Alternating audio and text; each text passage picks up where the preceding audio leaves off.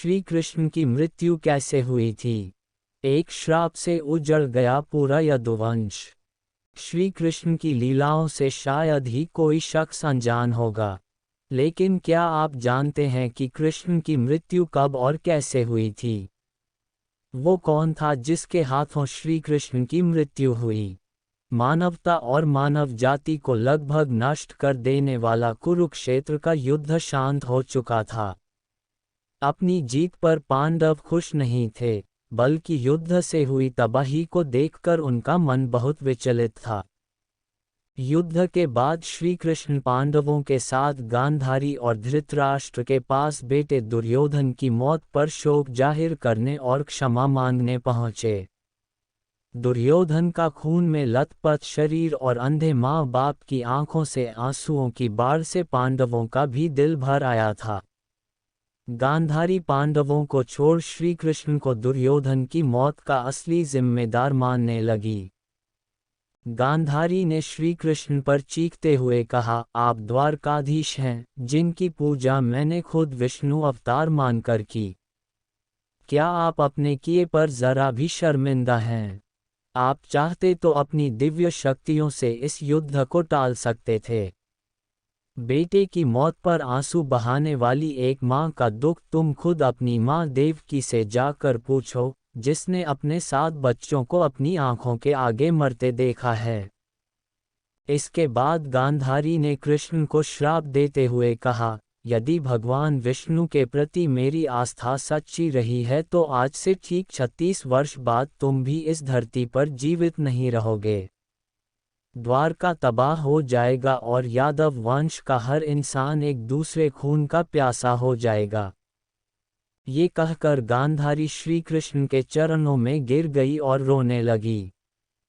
कृष्ण ने चेहरे पर हल्की सी मुस्कान लिए गांधारी को उठाया और कहा, माते, आपके श्राप का असर एक दिन जरूर होगा, लेकिन ये सिर्फ मेरे प्रति आपकी सच्ची श्रद्धा की वजह से नहीं, बल्कि बदलते समय की वजह से भी होगा। कहते हैं कि गांधारी का यही श्राप यादव वंश के विनाश और भगवान कृष्ण की मृत्यु का कारण बना। कई साल बीतने के बाद श्री कृष्ण के पुत्र सांबा गर्भवती स्त्री का वेश धारण कर ऋषि मुनियों से मिलने गए। ये देखकर ऋषि भड़क गए और उन्होंने सांबा को श्राप दिया कि तुम एक ऐसे लोहे के तीर को जन्म दोगे जो तुम्हारे कुल साम्राज्य का सर्वनाश कर देगा। इससे सांबा बहुत डर गए और उन्होंने इस पूरी घटना के बारे में उग्रसेन को बताया। सांबा को इस श्राप से बचाने के लिए उग्रसेन ने कहा कि वो एक तीर का चूर्ण बनाकर उस प्रभास नदी में प्रवाहित कर दे। ऐसा करने से वो श्राप मुक्त हो जाएगा। जिस इलाके में इस चूर्ण को जमा किया गया था, वहाँ एक खास प्रकार की घास उगाई।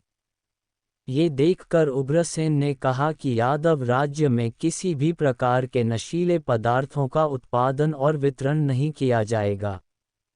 इसके बाद द्वारका में कुछ बेहद अशुभ संकेत देखे गए, जिसमें सुदर्शन चक्र, श्री कृष्ण का शंख, उनका रथ और बलराम के हल्का अदृश्य हो जाना शामिल है।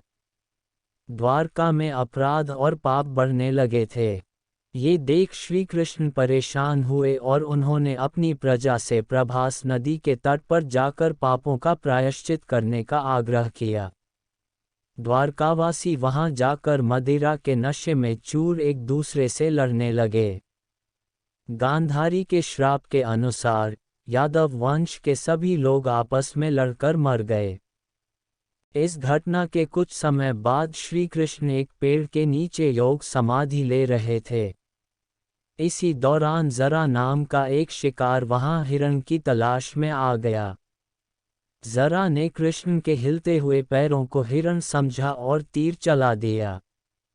इसके बाद शिकारी श्री कृष्ण के पास पहुंचा और अपनी गलती के लिए उनसे क्षमा मांगने लगा।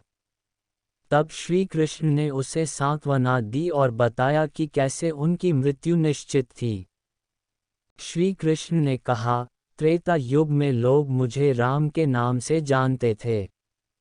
राम ने सुग्रीव के बड़े भाई बाली का छिपकर वध किया था। अपने पिछले जन्म की सजा उन्हें इस जन्म में मिली है।